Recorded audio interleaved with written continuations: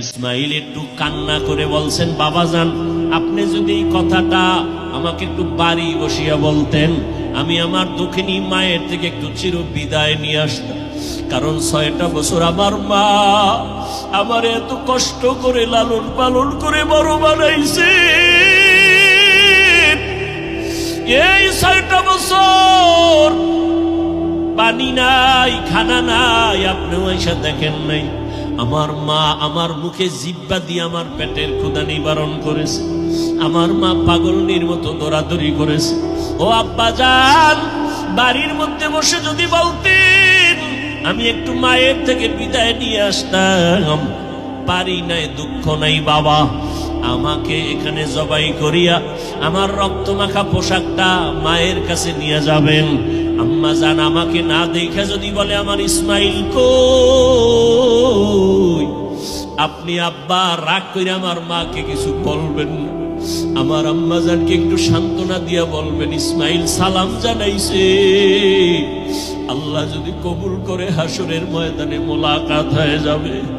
আব্বা জান আর আপনার কাছে দাবি, আমাকে জবাই করার আগে আপনি আমার হাত পাও রশি দিয়া বাঁধেন।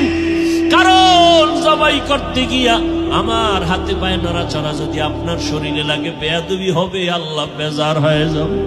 আব্বা জান আপনি কাপড় দিয়ে আপনার চক্ষু দুইটা বেঁধে নেন। কারণ জবাই করার সময়, ছুরি চালানোর সময় আমার চেহারায় যদি আপনার নজর লাগে, মায়ার কারণে আপনি জবাই করতে পারবেন না, আল্লাহ বেজার হয়ে যাবে। আব্বা জান আমি শুয়া পড়লাম, তাড়াতাড়ি আমার গলায় ছুরি চালান। ইব্রাহিম নবী ইসমাইলের শোয়াইয়া যখন ছুরিটা চালাইতে চায়, আমার মাওলার কুদরতি অন্তরে এত মায়া, আমার আল্লাহ ডাক দিয়ে কয় রে ছুরি, আমার ইসমাইলের একটা পশমের ক্ষতিও যেন তোমার দ্বারা না হয়।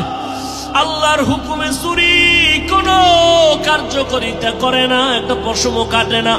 ইব্রাহিম নবী এবার পাথরের উপরে আঘাত করলেন, ছুরি দিয়া পাথরটা আলাদা হয়ে গেল।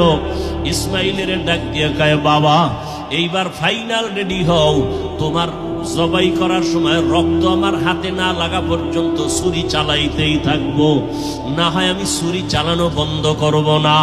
এবার ইসমাইলকে শেষবারের মতো শোয়াইয়া ছুরি যখন চালাবে, রক্ত হাতে না লাগা পর্যন্ত ছুরি চালানো বন্ধ করবে না বলিয়া ইব্রাহিম নবী নিয়ত করে ফেললেন।